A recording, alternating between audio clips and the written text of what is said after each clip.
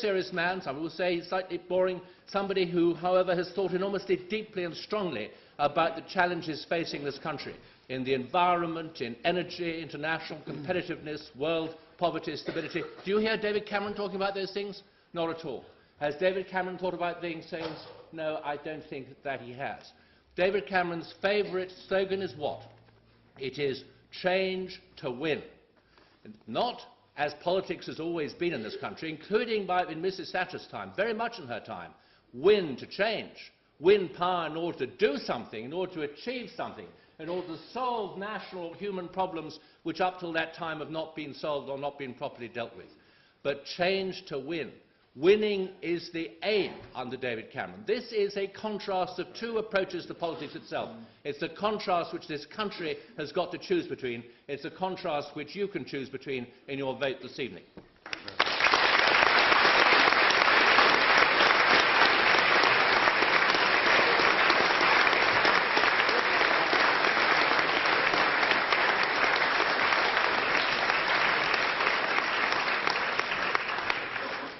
I plead completely guilty, ladies and gentlemen.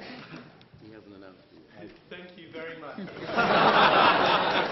And the next speaker for this proposition is the Earl of Onslow. Please give him a warm round of applause.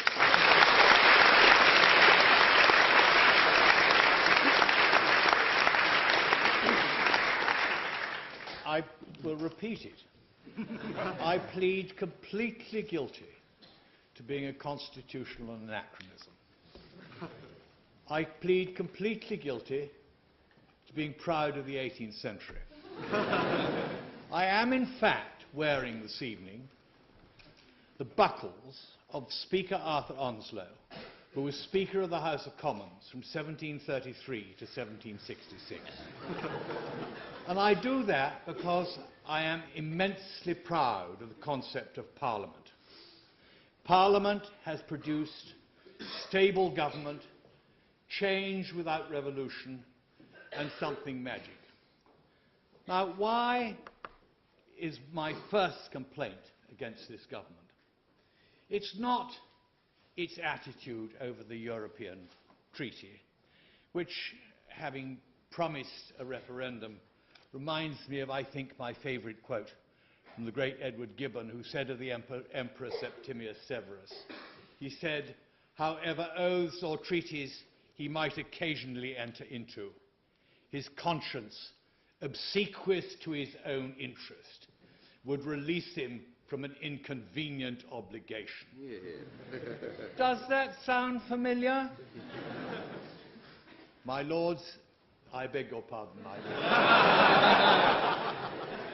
I would suggest that one of the joys of recent times has been watching the Prime Minister's nose grow like that of Pinocchio.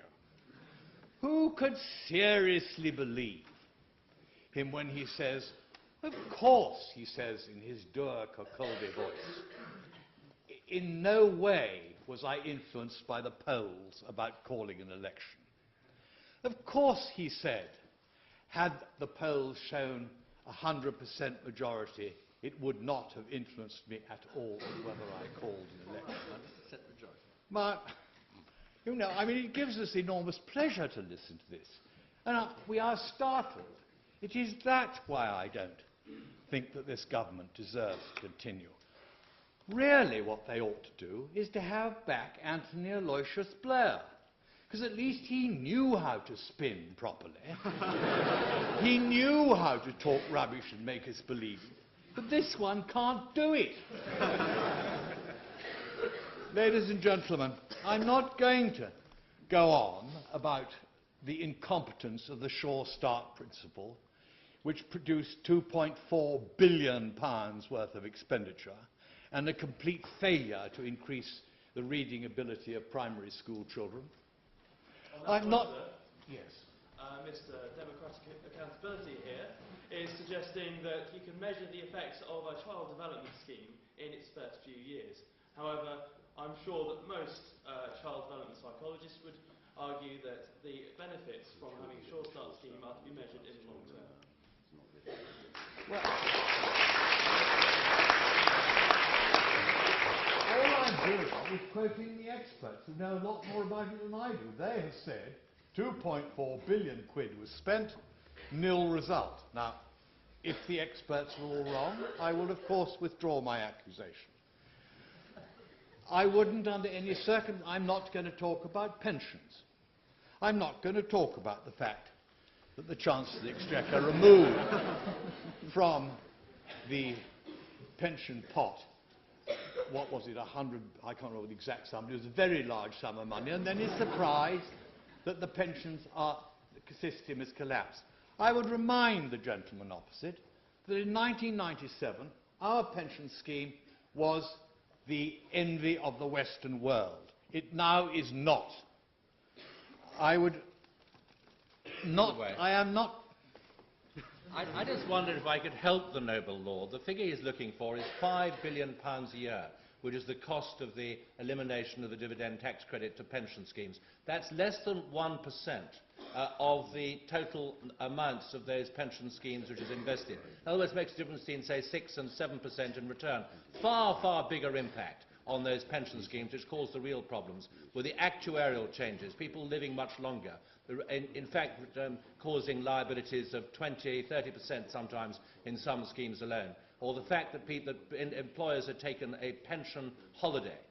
These factors are far more important than the abolition of the dividend tax credit, which is a continuation of a process, by the way, begun by Tory Chancellors Norman Lamont and Ken Clarke. Since 1997, the government have presided over nothing less than a dramatic and systemic pensions disaster. In 1997, we had the strongest pension system in Western Europe, together with the Netherlands, and one of the soundest in the world. I will now give everybody here 3 guesses as to who said that. Step forward, Mr. Davis. So I'm not going to talk about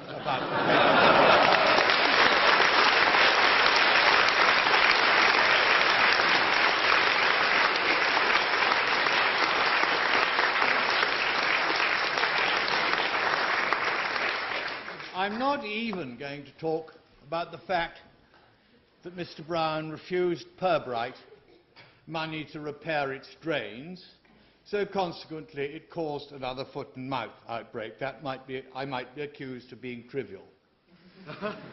I am, however, going to talk about something about which I passionately care. I was accused earlier on of not liking the Human Rights Act. I am, in fact, a member of what I think is one of the most important committees of both Houses of Parliament. I am a member of the Joint Committee on Human Rights. I passionately support the Human Rights Act, and the reason why I support it is because, unfortunately, the House of Commons has not protected Englishmen's liberties in the way that it should have done, and I would much rather it was left to the House of Commons than to Parliament. But we have had such an abuse of our liberties recently, and I'm going to come to them in detail, all of which, incidentally, Mr. Davies voted for their abrogation when he was, sorry, against their abrogation when he was a Conservative, or masquerading as a Conservative. I think that that is the great thing that this government has done really badly.